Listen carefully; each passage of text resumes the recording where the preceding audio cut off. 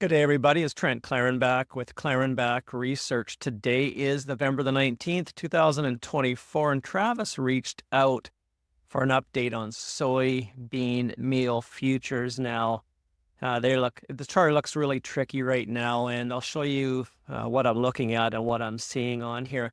Now, usually I use a candlestick chart, but today we're going to use a line chart and the monthly chart. So this monthly chart goes back to, let's go back to like January of 1970. So the candlestick chart gets a little messy. So we use a line chart here.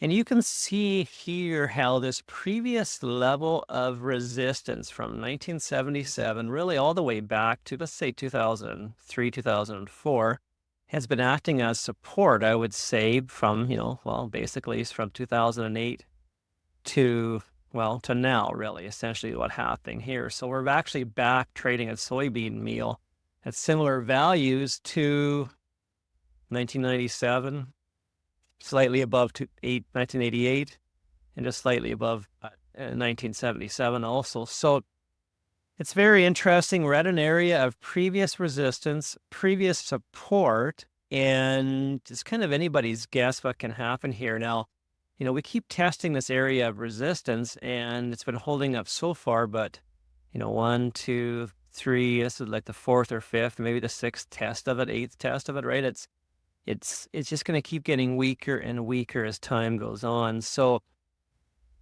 with each additional test, it gets weaker. So, it's really tricky. So let's drill down to the weekly time frame and just to see if we see any more signals here. And again, I'll use the line chart just because it's cleaner. But I mean, we're testing these previous lows from, 2019, 2020. And, often buyers step in at areas of support. So buying at support, selling at resistance is really a common strategy, and it's a good strategy to do. I'm not suggesting we buy here, but it's just a tough chart here, what to look for. I'm not really seeing much for clues on here. This is the daily chart. Let's turn back to our candlestick chart to get an idea what's going on. And, we're seeing 3 days of green candles. We're finding some, buyers, again, like I mentioned, stepping in at that range of support. It's really tricky. I'm not really seeing much here. I mean, if you want to go long, it'd be a good low risk opportunity with a short below, the November 14 low at 285, 285.90. I don't know, maybe put your stop under 280, 285. But you could probably try that. That might be a good trade. Long here, low risk, but it's a counter trend trade. It's going to be difficult.